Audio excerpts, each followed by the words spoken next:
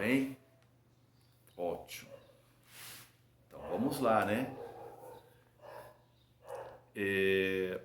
A paz é impossível e a guerra é improvável.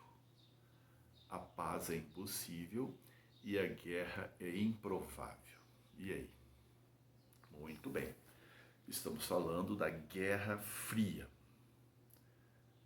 A Guerra Fria, você já estudou em História, estamos vendo, você já estudou isso em Geografia. É um tema muito utilizado, muito explorado no cinema, na TV, filmes, séries, documentários, livros, né? Tal. Então, se a paz é impossível e a guerra é improvável, como é que faz? Tá? Ou por que isso? Então, estamos falando de uma disputa que é ideológica, que é econômica, que é política, que é cultural, que é tecnológica. Uma disputa entre quem? Isso, duas potências que estão acima das demais, que são chamadas superpotências. Os Estados Unidos e a União Soviética. A União Soviética liderando o bloco socialista e os Estados Unidos liderando o bloco capitalista. Então há aqui uma disputa pela hegemonia. Qual o sistema que é o melhor? O capitalismo ou o socialismo? Para isso eu tenho que mostrar na política, na cultura, na tecnologia, e eu tenho que conquistar áreas de influência, eu tenho que conquistar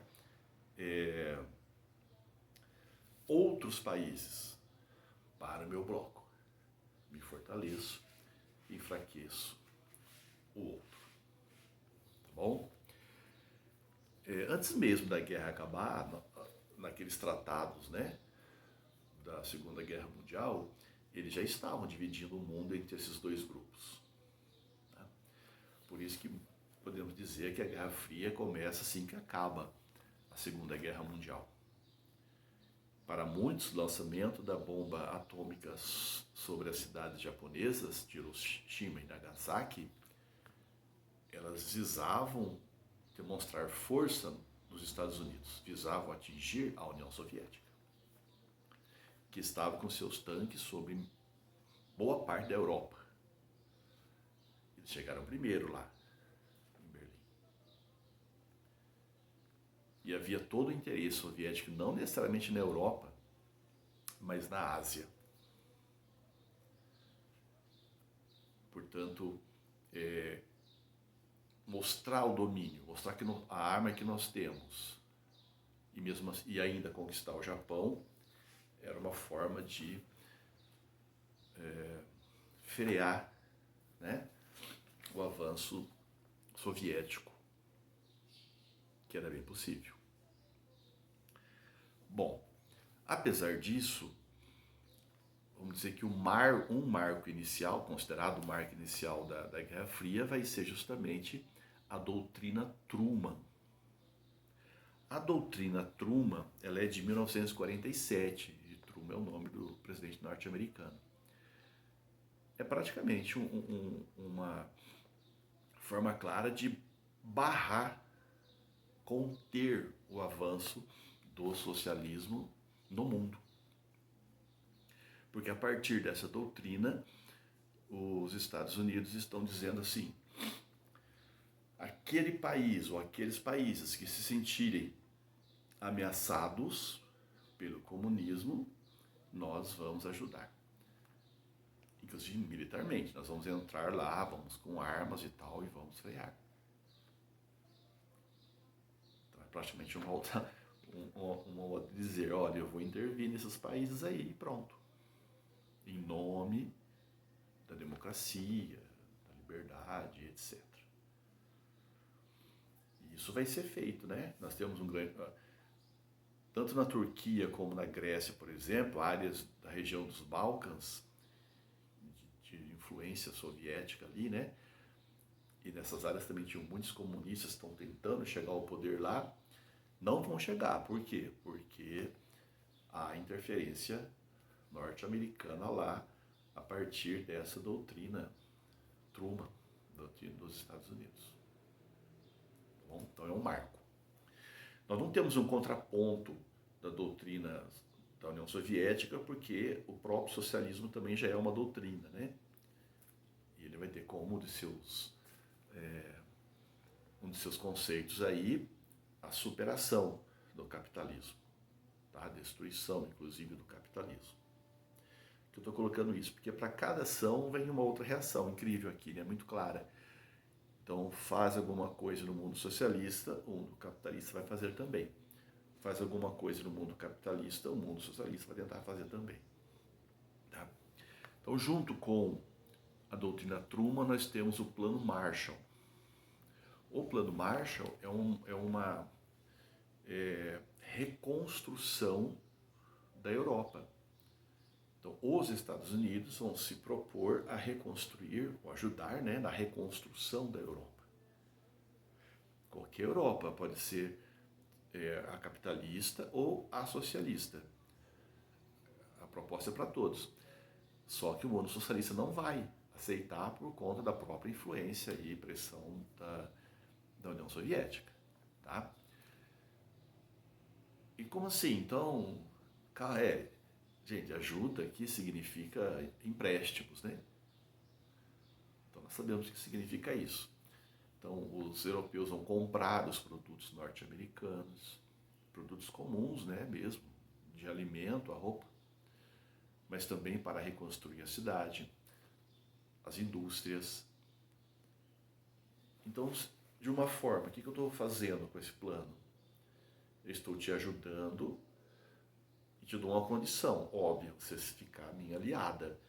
Então, com isso, eu estou fortalecendo o bloco capitalista contra o socialismo. Então, tem um interesse, óbvio, não é só de engrandecer humanamente a Inglaterra, que seja a Inglaterra, a França e a Europa como um todo. Não é isso. É porque a Europa fragilizada, perigo. E do outro lado, outro interesse, que é o econômico, é o capital norte-americano que está lá na Europa. Então isso vai ser muito importante para o próprio crescimento econômico dos Estados Unidos. Portanto, que foi importante, obviamente. A Europa, não sei como é que ela faria sem essa ajuda, mas entenda que isso tem os seus interesses, aqui todos têm interesse.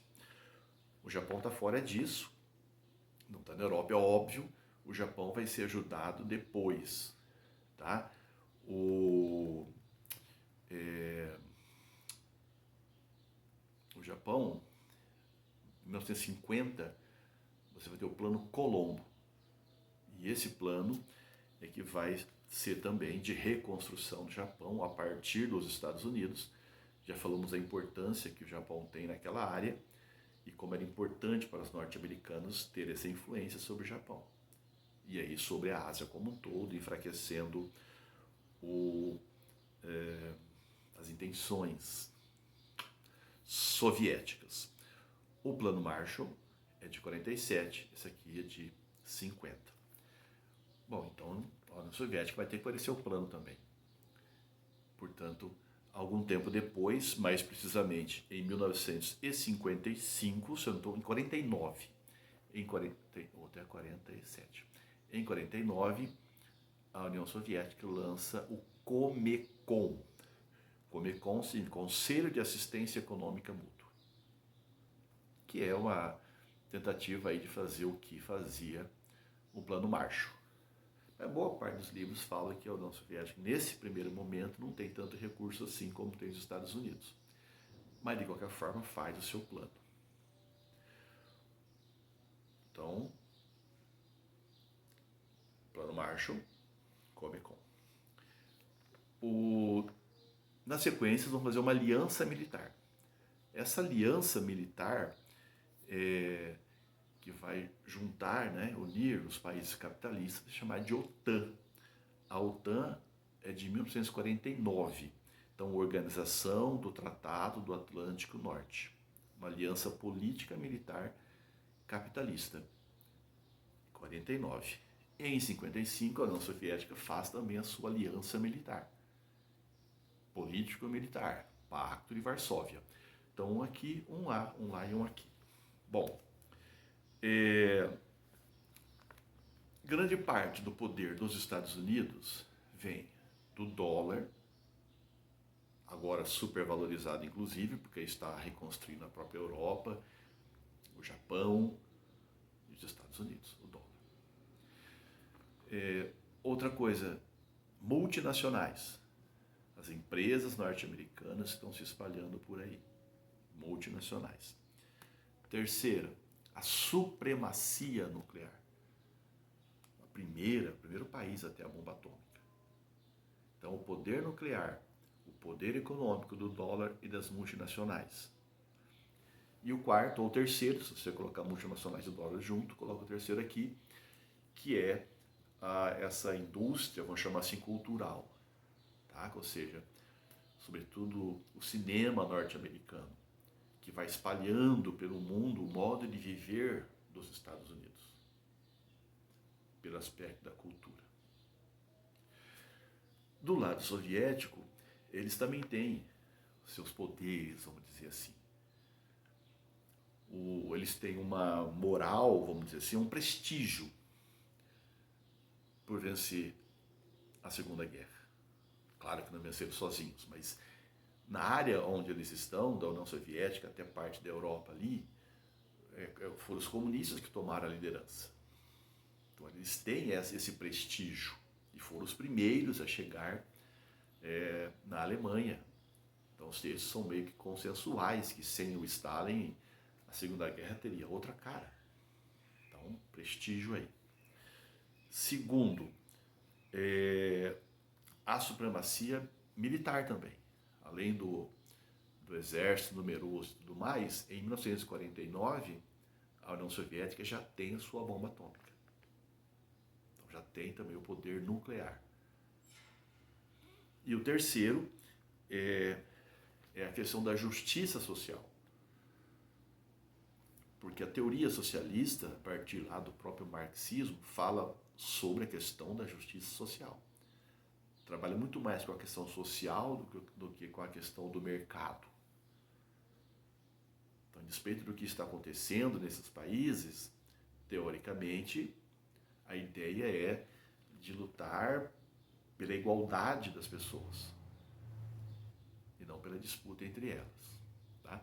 Então veja como é que eles estão aí tentando se equilibrar nessa busca pela hegemonia. Tá bom? Vamos ver se temos mais algumas questões aqui que foram deixadas de lado. Me parece-me que não, tá? O gasto militar, já sabemos. Nós estamos tendo aqui nesse momento, né? É o que eles vão chamar lá de, a partir de 49, né? Quando a União Soviética tem a sua bomba, do equilíbrio do medo, né? Na verdade, fala equilíbrio do medo, mas é equilíbrio pelo medo. Porque não só produziram as duas, das superpotências, as armas nucleares, como continuaram produzindo, né, mais armas e armas de qualidade até superior àquela lançada sobre Hiroshima. A bomba de hidrogênio vai deixar Hiroshima como fosse uma experiência, por respeito. Ou seja, a potência também vai. Então aumenta em número e em qualidade. Só que é aquilo que eu falei, né? Quer dizer, se eles jogarem, se atacarem diretamente, por isso que fala que nunca houve um confronto direto entre os dois, porque eles acreditavam que ninguém sobreviveria, não só dos dois, mas poderia causar a extinção. Isso não é exagero, pode até ser, mas naquele momento não parecia ser. Então não teremos esse confronto direto, nós vamos ter confrontos vamos chamar, não dá para dizer que é a periferia do mundo, né? Mas em outros países. Mas que normalmente vão ter, de um lado, a arma soviética, do outro lado, a arma norte-americana. Tá? Guerra Fria. Bom, já falamos, citamos a questão da Grécia, da Turquia, mas o que mais se coloca aqui de início é a questão da Alemanha. Então nós já vimos em aula anterior a divisão da Alemanha entre soviéticos, norte-americanos, franceses e ingleses, mas em duas partes na prática, socialista e capitalista. E vimos que dentro da área soviética, de influência soviética, dentro da Alemanha socialista, tem Berlim. E Berlim também foi dividida em 4 áreas de influência desses países: Inglaterra, França, Estados Unidos e União Soviética. E que na prática significavam um lado socialista, um lado comunista, capitalista. Mas em território socialista. Então ali seria como um paraíso, né? Ou seja, nós capitalistas vamos fazer questão de investir nessa parte de Berlim, que é para ficar e mostrar o poder dentro do território, entre aspas, do inimigo. Isso não vai agradar nem um pouco os alemães comunistas ou os soviéticos. Eles vão tentar fazer isso. A primeira coisa que eles vão fazer é fazer um bloqueio em Berlim. Então, não vai dar para entrar em Berlim vindo lá do bloco capitalista. Bom, bloqueio por terra, os caras vinham de avião. Então, esse bloqueio não deu certo, levou até um certo desgaste por conta da ponte aérea. Então, no outro ano, cancela isso. Aí eles resolveram construir o Muro de Berlim, literalmente aí um símbolo da Guerra Fria, porque falava-se que entre esses dois sistemas existia uma cortina de ferro. Isso é uma força de expressão. O Muro de Berlim é literalmente concreto, ou seja, fizeram um muro lá, separando a cidade de Berlim, não importa de que lado está você, a sua família, o seu emprego, o muro está aqui. Tá? 1961. Tanto que um dos símbolos do fim da Guerra Fria vai ser a queda do Muro de Berlim, porque ele é aqui um símbolo evidente da divisão do planeta. Tá? Bom, temos aqui também um período de não é euforia, ao contrário, né, de pânico, vamos dizer assim. Né? O mundo, o que pode acontecer? O cara solta uma bomba aí e o mundo acaba. E em quem eu posso confiar, em quem não posso. Então esse tipo de histeria vai acontecer também no bloco capitalista. Então lá nos Estados Unidos, a democracia mais importante da América, etc., vai ter aquilo que se chama de caça às bruxas. Caça às bruxas é um termo, né? Porque tivemos na época da Idade Média, na época da chamada Idade Moderna, a perseguição religiosa sobre aquelas mulheres que de alguma forma incomodavam. E eram chamadas de bruxas e foram muitas queimadas, outras afogadas e etc. Tá? Então essa perseguição ao diferente acaba sendo chamado no genérico de caça às bruxas.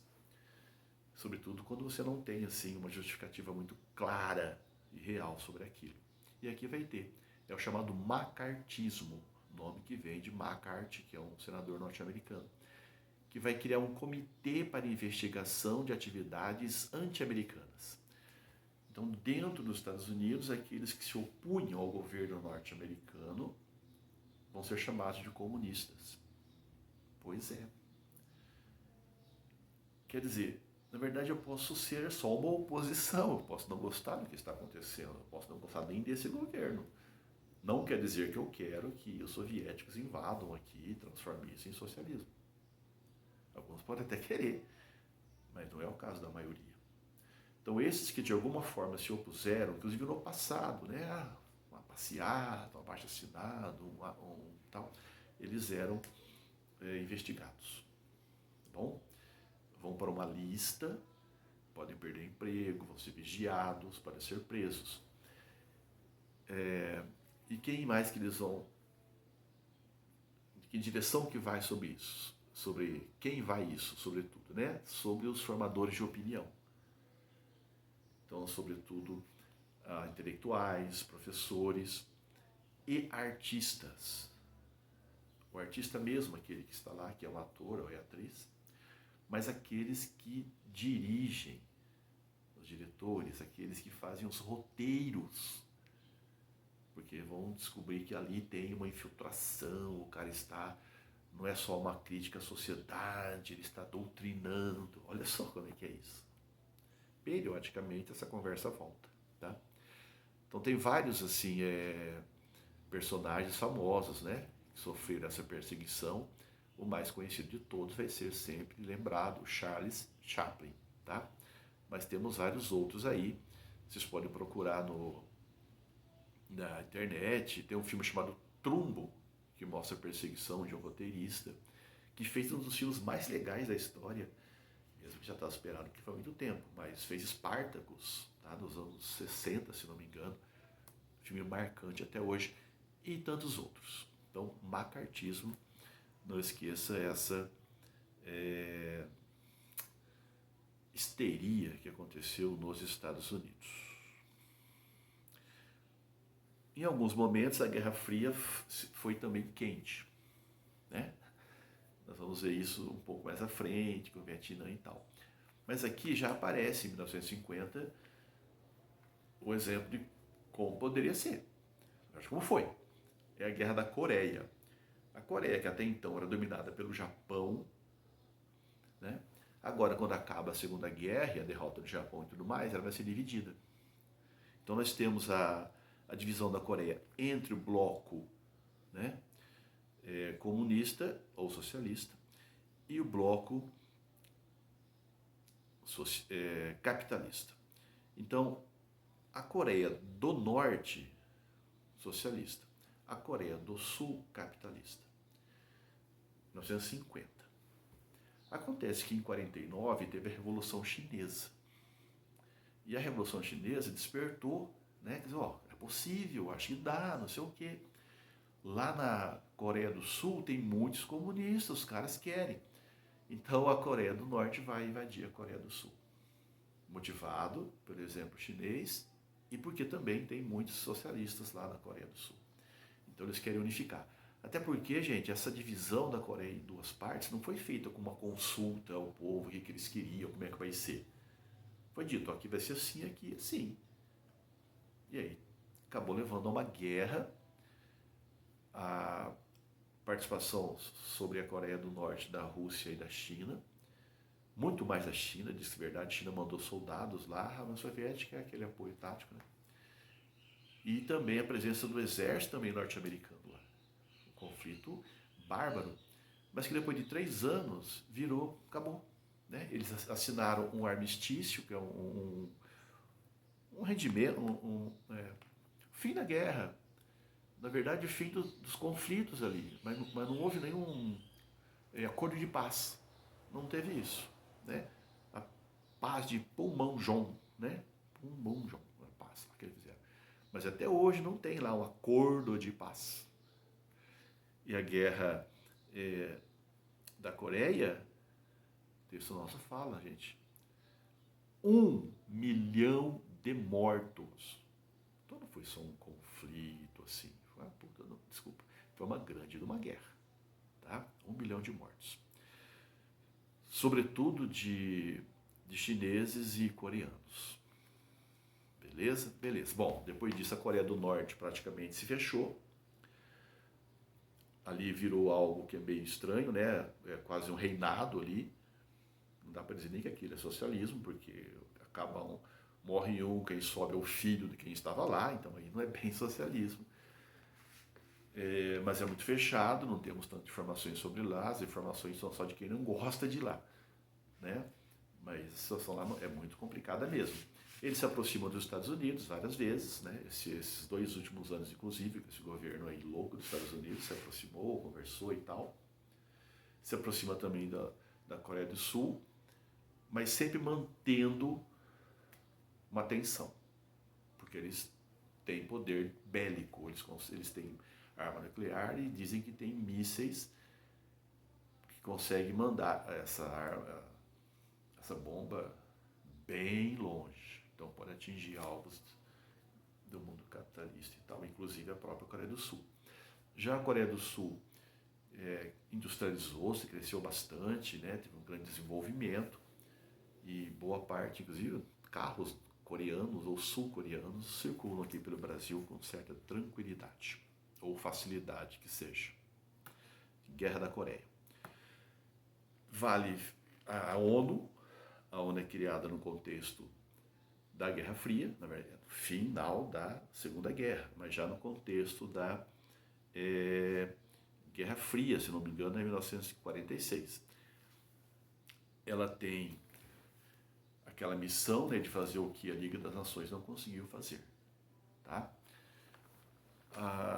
Detalhes sobre a ONU. Bom, ela tem lá o Conselho de Segurança, 5 países que são, vamos dizer assim, efetivos, né, que não mudam, que são os 5 grandes que venceram a Segunda Guerra. E 10 que mudam, né? Que mudam. Os principais: Estados Unidos, União Soviética, China, Inglaterra e França. Então veja, nós já estamos há muito tempo depois da Segunda Guerra e países como o Japão já se recuperou tanto, já está lá pacifista, né? É o que se coloca. A Alemanha, que também foi para um outro caminho, também dentro do pacifismo, é uma grande nação, não está aqui entre esse grupo dos 5 poderosos. A ONU é importante e tem suas limitações também. Vimos isso em alguns episódios, como a guerra contra o Iraque e tal. Um desses 5 membros aqui, se falar não, eles vetam qualquer coisa. Não quer dizer que todo mundo respeita, mas quer dizer que é o que está lá. Tá bom? Estou falando muito tá bom, né? Finalizando aqui.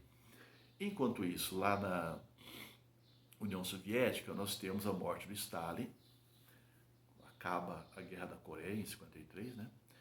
Também tem a morte do Stalin. Stalin morre, vai ter todo um choque, né? Quem vai se destacar a partir daí é um cara chamado Nikita Khrushchev, alguém pode falar Khrushchev, também não importa, Nikita Khrushchev, e que vai assumir o poder e vai primeiro denunciar no Congresso, né? Denunciar os crimes de Stalin. Então ele vai, é o que chama de desestalinização. Porque o Stalin, nós já vimos isso durante a Revolução Russa, depois ele toma o poder e vai perseguir muito seus opositores, né? Então denuncia. Isso causa um grande problema para o comunismo internacional. Muitas pessoas, inclusive, que falam assim, eu continuo sendo socialista, mas eu não sou mais, não apoio mais os soviéticos, por exemplo. Tá? Que ele não foi socialismo e tudo mais. O que importa é que o Khrushchev ele vai querer mudar o que estava acontecendo na União Soviética. E vai dar início, a partir daí ele vai, é o primeiro dirigente soviético que vai nos Estados Unidos, vai visitar os Estados Unidos. Então temos aquele período de coexistência pacífica, é o tipo de reconhecimento, não dá para vencer sem destruir o mundo. Então temos que coexistir, cada um fica com aquele que tem e vamos para frente, nada de guerra e tal. É o que se propunha, tá? Ele está tentando dar como se diz, novo sentido, uma nova direção à economia soviética. Então vai se preocupar com o dia a dia soviético, com os bens de consumo, porque eles estavam mantendo aquele poder todo bélico, mas a população estava passando por algumas dificuldades. Então ele vai aumentar o padrão de vida na União Soviética. E isso vai agradar, obviamente, praticamente a todos lá. Mas não vai agradar a todos no mundo comunista, por exemplo. A China mesmo fala assim, vocês estão loucos, isso aí está errado. A China seguia o modelo do stalinismo, ou do Stalin. Então, a China rompe com a União Soviética. Então, em plena Guerra Fria, você tem. E olha que um pouco mais à frente, os norte-americanos aproveitam esse rompimento e se aproximam da China. Vê como que a questão econômica ainda suplanta a questão ideológica, pelo menos nos governos mais inteligentes, né? em outros nem tanto. Então, essa desestalinização significou a libertação de presos políticos e esse deslocamento das prioridades econômicas soviéticas. A China rompe em 1959, tá? Bom, então, acabou a Guerra Fria? Claro que não, porque primeiro que eles vão continuar produzindo, né, inclusive armas. Mas há uma diminuição disso. Mas a disputa continua, sobretudo no lado da propaganda e da corrida tecnológica espacial. Tá? Em termos de propaganda, eles perceberam a importância, por exemplo, do esporte. Então vamos investir nos campeonatos mundiais, sobretudo nas Olimpíadas. Daí vai acontecer, né? Os norte-americanos vão boicotar a Olimpíada de Moscou, em 80, e os soviéticos vão boicotar as Olimpíadas de Los Angeles, em 84. Então continua essa tensão. E o marco vai ser a corrida espacial. Cara, vale a pena você assistir aquele filme Estrelas Além do Tempo, que fala sobre a corrida espacial na ótica de algumas mulheres negras, que tiveram nesse grupo aí de intelectuais, de matemáticos, etc. Muito interessante o filme.